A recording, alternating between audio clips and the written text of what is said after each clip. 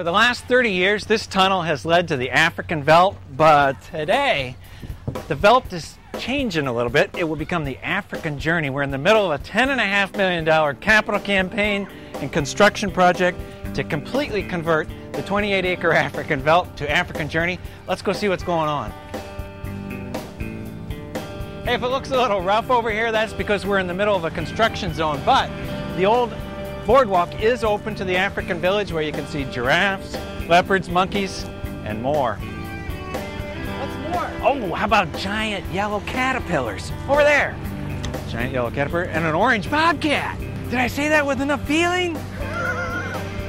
Hey, my kids helped me color up this drawing just before the show. Any of you who have ever been to the veldt have been through the tunnel. We just came through there. That new path we carved in over here behind us will lead up through this gorgeous entry garden. Right now it's like dried mud and dirt. When we open African Journey, think fog, flowers, shrubs, waterfalls, ponds. Beautiful entry into the nature of Africa. Right here behind us will be a new exhibit for a new species of animal at the zoo called Sitatunga.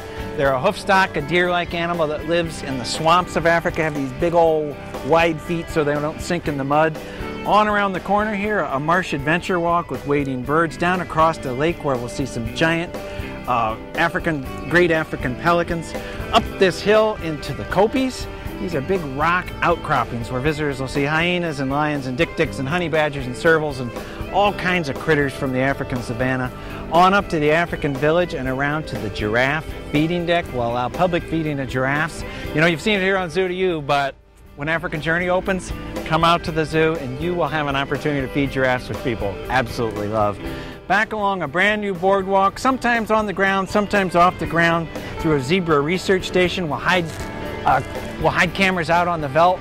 The kids can operate joysticks and buzzers and pan and tilt, and that's right, just like that. Past a Red River hog exhibit, some more wading birds, the Sitatunga exhibit, and then out. And I skipped one of the coolest things, which is almost done. Let's go look at it right now. It'll take 2 years to build most of African Journey, but by the end of this month, May 2007, the zoo's newest ride will be in the air. Come and see this. Under construction today at the Fort Wayne Children's Zoo is our new African Sky Safari. Look at the size of this wheel. Yeah, I kind of like this. Look at this cable. 30 ski lift chairs will dangle from this cable 38 feet above the ground. They'll follow these towers out, up 38 feet in the air, down into the woods 908 feet, turn around and come back. Can't wear flip-flops, you'll have to leave them back behind because you'll be 38 feet off the ground.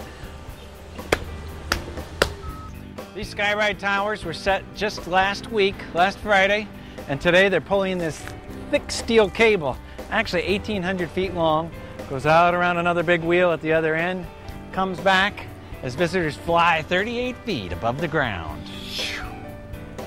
Eventually, you'll be able to look across from the Sky Safari to the big blue cement mixer, which is sitting right about in the middle of the new lion exhibit. On this side of that, the hyena exhibit. Out there, all those Kopi rock formations we talked to.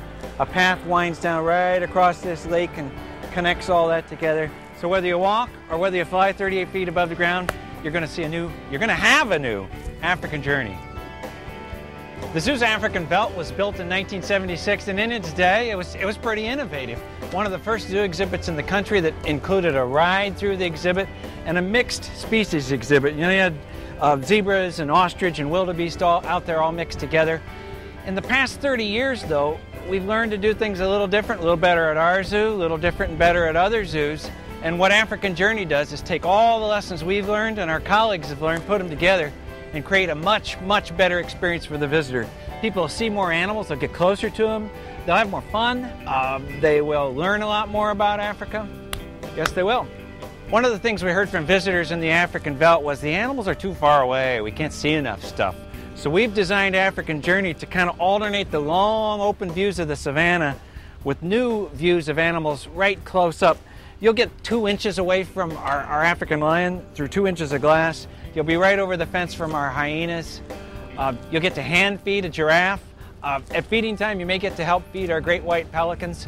The other thing that makes a visit to the Children's Zoo really kind of different than a lot of other zoos is all the experiences you can have. Besides the animals, I mean, we got a talking frog and a lion's head drinking fountain and globes you can spin and buzzers and buttons you can push. African Veldt doesn't have that stuff. African Journey will. There'll be a zebra research camp with joysticks and buttons where you can operate remote video cameras out on the veldt. There'll be dugout canoes you can climb into, giraffes you can feed. The hands-on, personalized, interactive, and educational experiences will be numerous throughout African Journey. I'm so excited, Les said I could dig a hole for a plant. Just a second. Hey, we're right in the middle of construction. Hey, can I try that thing? Can I try running that? I have to say no. He has to say no. Hey, there's something smaller. Let me try that. Hey, can I drive that? Come on, man.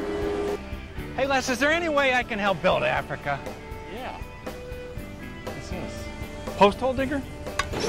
This is what I'm supposed to dig the hole for? Sue would be to you